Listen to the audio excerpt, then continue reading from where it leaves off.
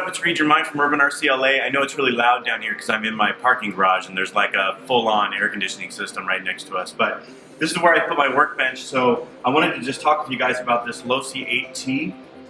Myself, RCMilitia Jeremy, and Vasco over at Aussie RC Playground, and Chris, Storm, picked up these Losi 8ight-Ts when they went on sale on Horizon Hobby for like 279 bucks or 299 bucks. I don't remember what it was.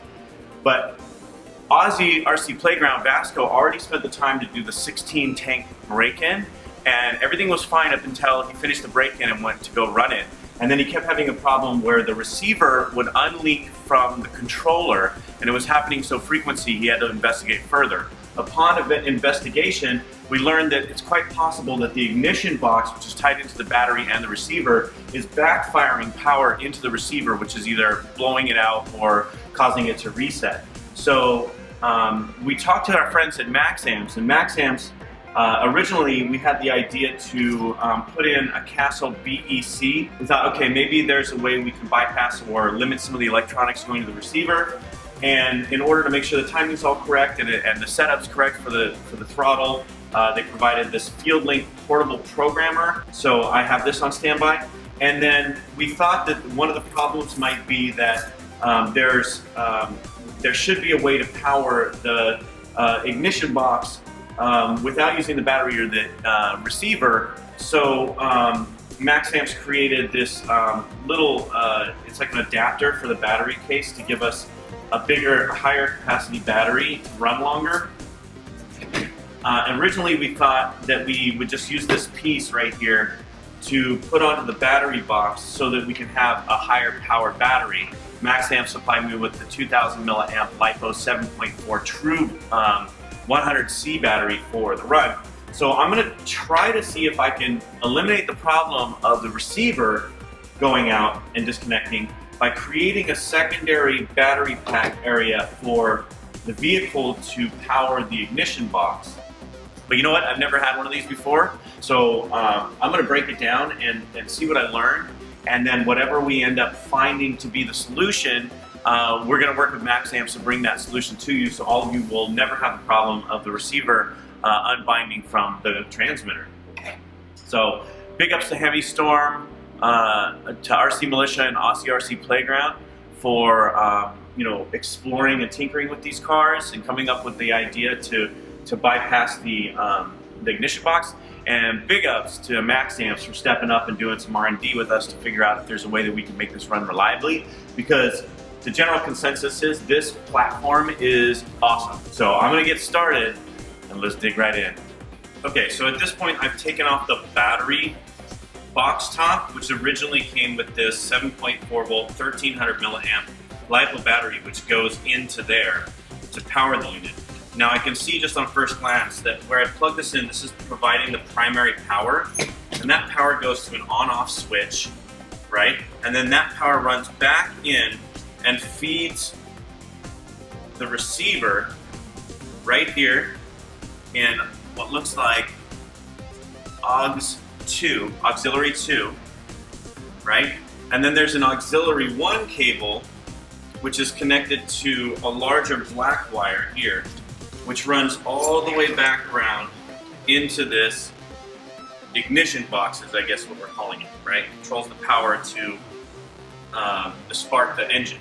So there looks to be, and then this right here, this plugs into the engine right back here. But if I can somehow bypass the power being given from the receiver into the ignition box and create another sort of switch or some way to connect it, and then also find a place to mount the extra battery for the engine, I think we can bypass this issue of the receiver unbinding for having too much fire or backfire from this ignition box. That's the plan anyways. And Storm, Chris Graaf really helped me out in understanding how we can fix this issue.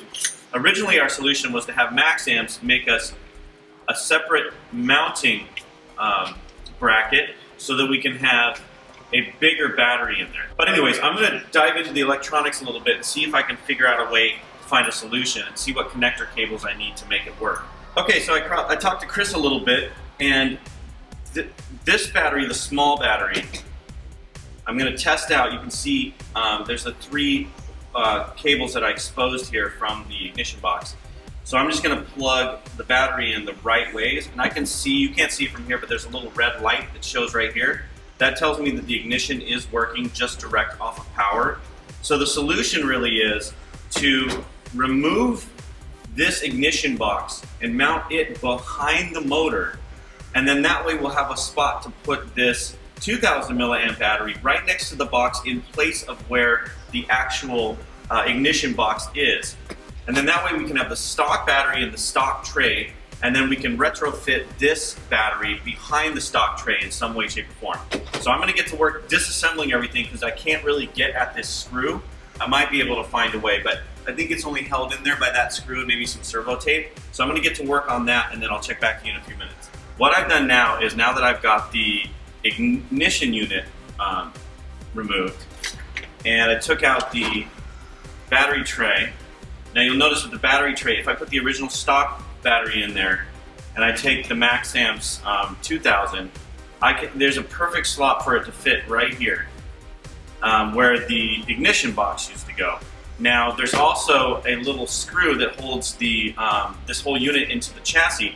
If we lengthen that screw and create a plastic C-clip or some type of shielded clip that can easily allow for quick access of a battery, then I think we have a solution for using extra battery. And if that C-clip comes over far enough for this battery here, then you essentially have a clip that can be easily used to get both batteries in and out. Now, the R&D on that I'm not quite so sure about, but we know we can get the battery there for this battery unit with the receivers and servos. And then here, now, in order to get it inside the vehicle, right, underneath here, you have to actually lift up the exhaust so that you can make enough space in there. But what happens is there's these little tabs, I don't know if you can see that, there's these little tabs that come off of it from where it used to be screwed into the receiver box support, and there's a tab at the front which I had to remove to make room for it to sit snugly in its place. Now, in addition to that, the side supports have these sort of lipped areas that hold it onto the chassis. Now that's going to get in way and cause about, I don't know, it looks like an 1/8 or 16th of an inch of lift on this ignition box. So I'm going to try to find a way to modify this to work with the ignition box in the new place. Now I think I'm just going to hold this down with servo tape. I don't think there's any reason to use other than that, unless I can find a different way to mount it. So I'm going to experiment with that a little bit, and I'll be right back. Okay, so you can see I'm getting a little bit farther now. I've got the ignition inside the unit stuck down with some double stick servo tape. I've modified the bottom to delete the tab that holds it in here to make room for the ignition box.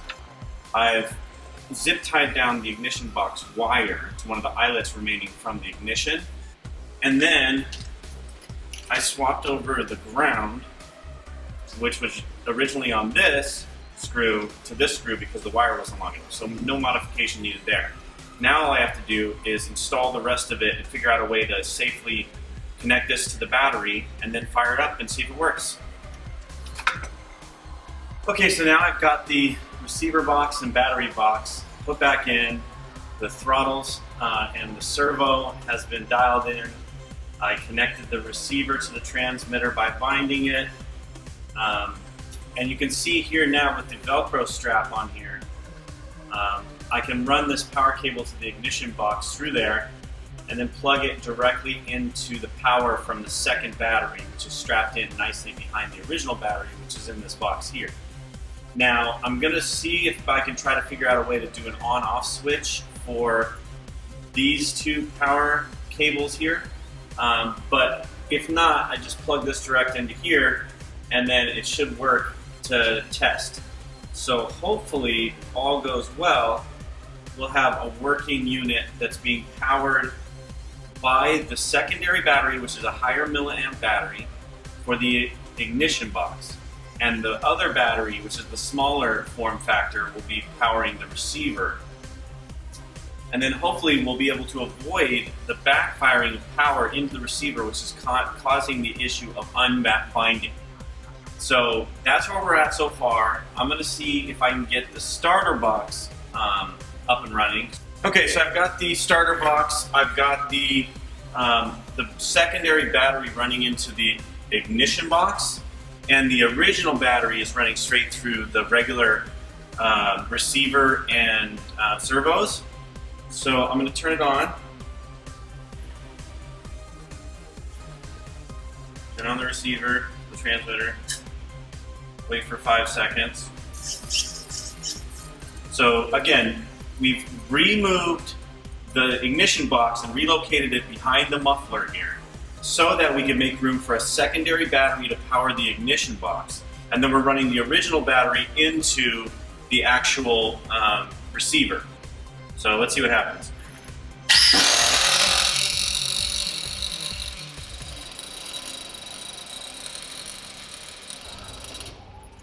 And it works. So Hemi Storm was right. It does work, relocating everything. So I'm going to get to fixing up some bits and bobs here and there to make sure it's all sound and working right. And then I got to tune it, and then I'm going to start to break in. So that's what we ultimately came up with, was a secondary battery in place of the ignition box and moving the ignition box behind the motor. I hope you find this video helpful. This is Read Your Mind. I'm out of here.